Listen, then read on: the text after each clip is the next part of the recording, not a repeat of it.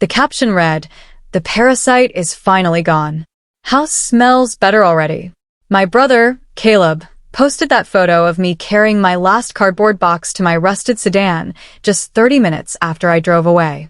Within an hour, it had hundreds of likes from our mutual friends and extended family. Everyone thought I'd been kicked out, a broken, penniless burden who had overstayed her welcome. They thought Caleb had finally reclaimed his kingdom. I sat in my car at a rest stop, staring at my phone as the cruel comments rolled in, but I didn't cry. Instead, I smiled. Because what Caleb didn't realize when he gleefully threw my things into trash bags was that he hadn't kicked me out. He had walked right into a trap. He was so blinded by his own arrogance that he never bothered to look inside the lockbox under my bed or check the deed he so proudly signed. My name is Chloe, and at 26 years old, I had officially become the family ghost. For the past 3 years, I lived in the shadow of my older brother, Caleb, who is 29 and the undisputed golden child of our family. When our parents passed away unexpectedly, they left the management of the family estate to Caleb, assuming his business degree meant he would protect us both. Instead, it became his personal dictatorship. Caleb immediately moved into the master bedroom, redecorated the house with expensive leather furniture, and treated me like an unwelcome squatter in my own childhood home. Under the guise of family solidarity, Caleb demanded I pay him rent, while simultaneously expecting me to do all the cooking, cleaning, and grocery shopping. He routinely reminded me that I was lucky he didn't charge me market rate, subtly dropping hints that I was a drain on his resources. If I complained about the leaky roof or the broken dishwasher, he would scoff and tell me that if I didn't like it, I could try surviving on my own modest graphic design income in the city. The psychological warfare was constant. He took every opportunity at family dinners to paint me as a lazy, ungrateful burden to our aunts, uncles, and cousins. The tipping point came when Kayla decided he wanted to turn my small downstairs bedroom into a private home gym. He didn't ask. He simply ordered a treadmill and gave me exactly 48 hours to pack up my entire life and get out. As I scrambled to pack my clothes into cheap cardboard boxes, Caleb stood in the doorway, sipping a premium cold brew, watching me struggle with a smirk on his face. He called me a parasite, a useless hanger-on who had finally overstayed her welcome. I swallowed my pride, loaded my rusted sedan, and drove away into the pouring rain, knowing he was already planning his digital victory dance. But Caleb's rush to scrub my existence from the house made him incredibly sloppy. In his mind, I was nothing more than an annoying obstacle to be cleared away, which meant he spent my final hours there gloating in the living room rather than watching what I was actually packing. The scramble to clear out my room in 48 hours had been chaotic, but it forced me to clean out spaces I hadn't touched in years. It was during those final frantic moments, while reaching into the very back of the deep, dusty crawl space under my bed, that my fingers brushed against something heavy, cold, and metallic. Pulling it out into the dim light of my half-empty room, I realized it was an old, fireproof lockbox. It belonged to our father. Caleb had spent weeks after the funeral ransacking the master bedroom and the home office, greedily claiming every piece of jewelry, every stock certificate, and every official-looking document he could find. He thought he had cleared the house out completely, but he had entirely forgotten that Dad used to keep his most sensitive personal records hidden downstairs. The box was locked, but the key was taped securely to the bottom of Dad's old desk drawer, a detail Caleb had missed because he'd already replaced that desk with a modern, glass executive one. With trembling fingers, I slid the key into the lock. The heavy lid popped open with a dull click, revealing thick stacks of printed financial ledgers, bank statements, and corporate legal documents. I expected to find old tax returns or outdated life insurance policies. Instead, as I began flipping through the pages, I realized I was looking at a meticulously detailed secondary ledger for the family property and our late parents' investments, records that had been updated right until the month Dad passed away. Sitting in my car at that lonely rest stop, with the rain drumming heavily against the windshield, I began to spread the documents across the passenger seat. The deeper I dove into the financial records, the colder my blood ran. This wasn't just a ledger, it was a map of a massive, systematic betrayal.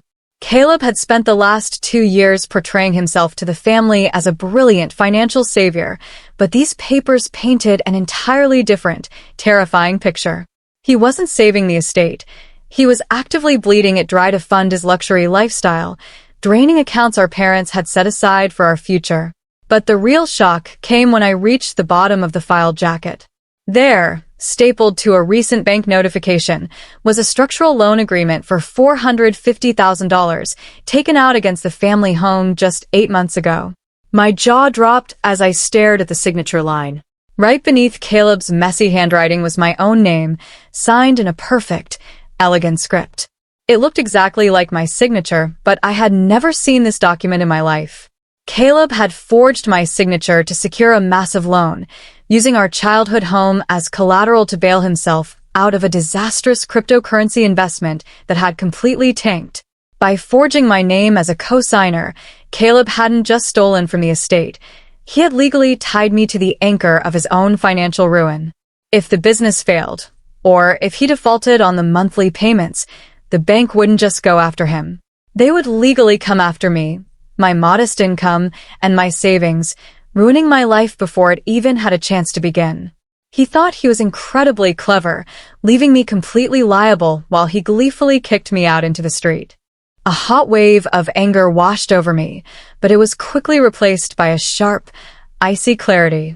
If I had confronted Caleb right then, he would have panicked, covered his tracks, and used his charm to convince the rest of the family that I was just making up wild accusations to steal his inheritance. I knew I couldn't afford to play his game. Instead, I had to play dumb. I packed the lockbox safely into the trunk of my car and drove away without saying a single word, leaving him to believe his bullying tactics had worked perfectly. The very next morning, I took the entire file to a high-profile estate attorney and a forensic accountant in the city. For 3 days, they painstakingly analyzed the documents, cross-referencing the forged signatures with my real financial records. The evidence was absolute and unassailable. My attorney explained that since Caleb had used fraud to tie me to the $450,000 loan, I had the leverage to completely dismantle him. We didn't just have the power to remove my name from a liability. We had the legal foundation to shift the entire weight of the debt trap squarely back onto his shoulders. I authorized my lawyer to prepare a comprehensive legal package. We quietly filed a formal fraud affidavit with the lending bank, cutting my legal ties to the toxic loan while initiating an internal investigation into Caleb's banking activities. While Caleb was busy enjoying his empty house and bragging about his newfound freedom, my legal team was quietly setting up a financial guillotine. I intentionally kept my phone silent, letting his calls go to voicemail, waiting for the perfect moment to pull the lever and watch his perfect world collapse. Exactly 24 hours after I drove away, Caleb decided it was time to celebrate his victory publicly. My phone lit up with a barrage of notifications as mutual friends and distant cousins began texting me in confusion. I opened my social media feed, and there it was, the humiliating photo of me carrying my final cardboard box in the rain, captioned with his cruel joke about the parasite finally leaving. The comments underneath were devastating, filled with laughing emojis and praise for Caleb's patience. He was soaking in the digital applause, basking in the lie that he had finally purged his life of a useless burden. I let him enjoy his viral moment for exactly 2 more hours before the trap finally snapped shut. While Caleb was likely lounging in his newly cleared home gym, a courier pulled into the driveway and delivered a heavy, certified legal package directly into his hands. Inside was the formal fraud affidavit, the forensic handwriting analysis proving the forgery, and a notice that the lending bank had frozen the estate's primary accounts due to suspected criminal activity. My lawyer had also included a demand for immediate full restitution of the stolen funds, or we would hand the file over to the district attorney. Within 10 minutes of the courier leaving, my phone started ringing. It was Caleb. His name flashed on the screen over and over, but I didn't answer.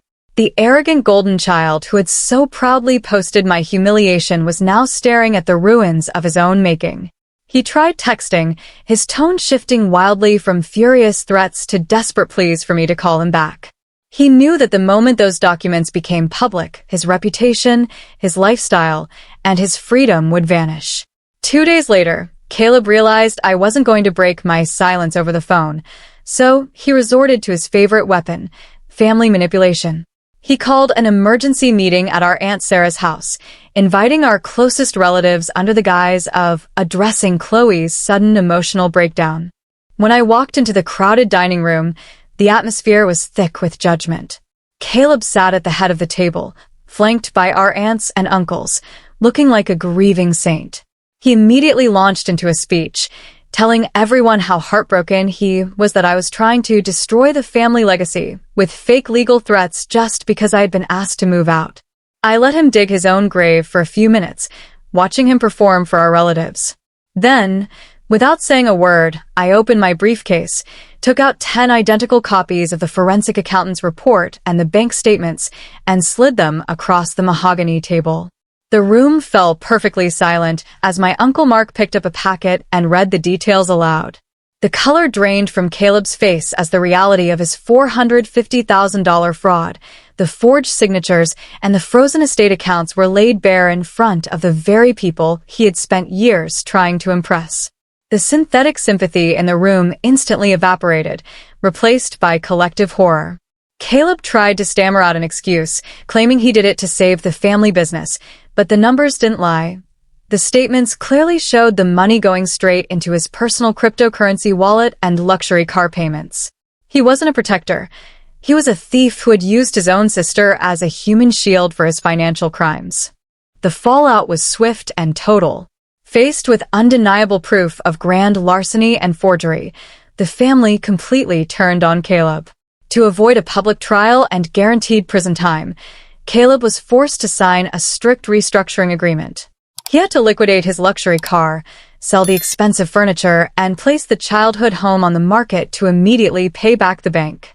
The bank's investigation stripped him of his credit, and his reputation was completely ruined. Today, he lives in a cramped, one-bedroom apartment near the airport, working 2 jobs just to cover his remaining debts. He never saw it coming. Meanwhile, I used my share of the remaining, legally protected estate assets to secure a gorgeous, sunlit apartment in the heart of the city. For the first time in my life, I am not a ghost or a servant. I am completely free, running my own successful graphic design business. The family members who once laughed at Caleb's cruel post have spent the last few months sending me desperate, apologetic messages, but I've quietly blocked them all. I don't need the validation of people who only support you when you're winning. Looking back at that photo Caleb posted, I realize it was the best thing that ever happened to me.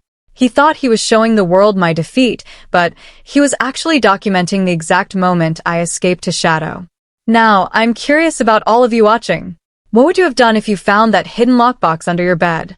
Would you have protected your brother, or would you have pulled the lever on the trap like I did?